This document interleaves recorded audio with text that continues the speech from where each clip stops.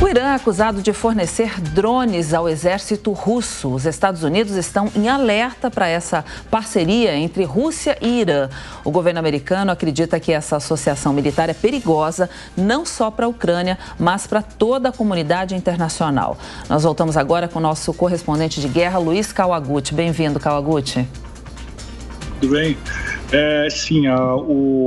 O Conselho de Segurança Nacional dos Estados Unidos mostrou grande preocupação com o que eles dizem que pode ser uma parceria completa entre Rússia e Irã. Como que começou isso?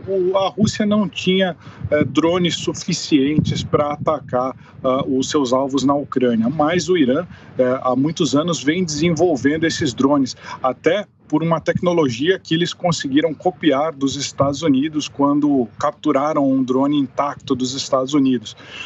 E aí criaram uma família de drones chamada Shahed, um modelo de drones chamado Shahed, e começaram a vendê-los para a Rússia fazer os ataques aqui na Ucrânia. Esses drones, eles carregam uma quantidade de explosivos equivalente a 3 granadas de artilharia, ou seja, 3 tiros de canhão, por assim dizer. E eles são controlados remotamente, são drones chamados kamikazes e eles se detonam quando atingem o seu alvo, ou seja, eles são detonados remotamente. Isso tem sido de uma grande utilidade para as tropas russas, que têm conseguido destruir a infraestrutura elétrica da Ucrânia. Ou seja, esses drones se chocam contra redes elétricas, contra usinas térmicas e destroem a capacidade da Ucrânia de fornecer luz. Agora estou na cidade de Odessa, por exemplo, já estamos há mais de 12 horas sem luz aqui por causa desses ataques à infraestrutura elétrica do país. Mas a parceria da Rússia com o Irã, ela vai mais além. A ideia, os Estados Unidos diz que o Irã pode começar a fornecer agora mísseis de cruzeiro para a Rússia. Por quê? Porque existe uma perspectiva de que o estoque de mísseis de cruzeiro da Rússia esteja acabando. A Rússia faz chuvas de mísseis contra a Ucrânia também para destruir a infraestrutura elétrica, e a gente já viu que recentemente alguns desses mísseis, eles eram mísseis que antigamente carregavam armas nucleares e agora foram adaptados para levar armas convencionais, e aí o Ocidente suspeita que a Rússia esteja ficando sem mísseis e vai comprar do Irã.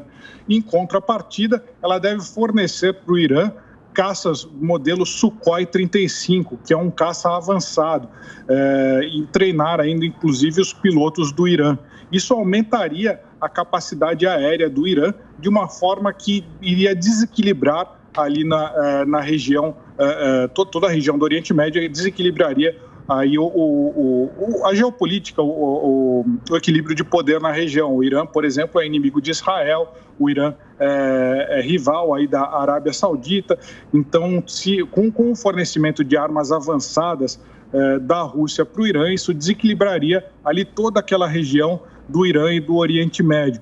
Por isso, um problema de geopolítica global. Os Estados Unidos estão muito preocupados e já disseram que possivelmente o Irã já mandou a segunda leva de drones para a Rússia, porque desde 17 de novembro não tinha ataques de drones aqui na Ucrânia, de drones iranianos, e há 3 dias atrás esses ataques voltaram a acontecer, o que mostra que, de fato, essa parceria está caminhando bem.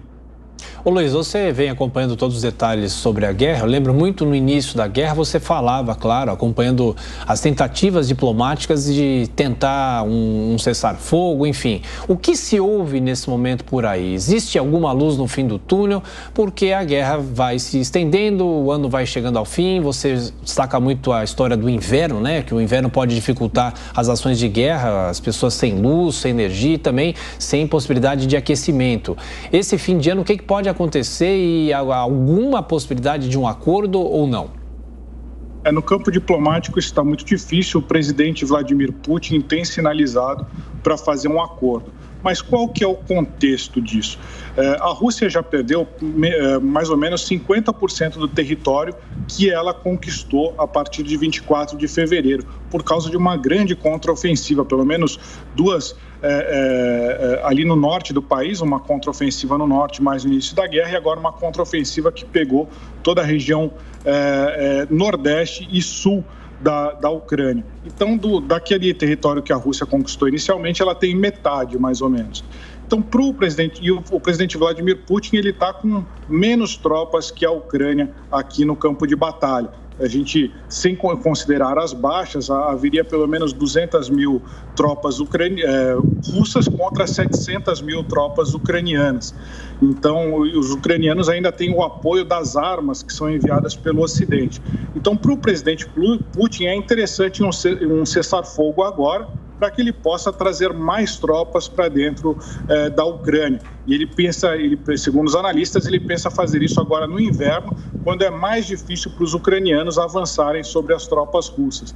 Mas o Ocidente desconfia de tudo isso, diz que, na verdade, o Putin só quer ganhar tempo para se rearmar e voltar a atacar. Por isso que a Ucrânia diz que não vai dar esse cessar-fogo e, por enquanto, está sendo apoiada principalmente pelos Estados Unidos.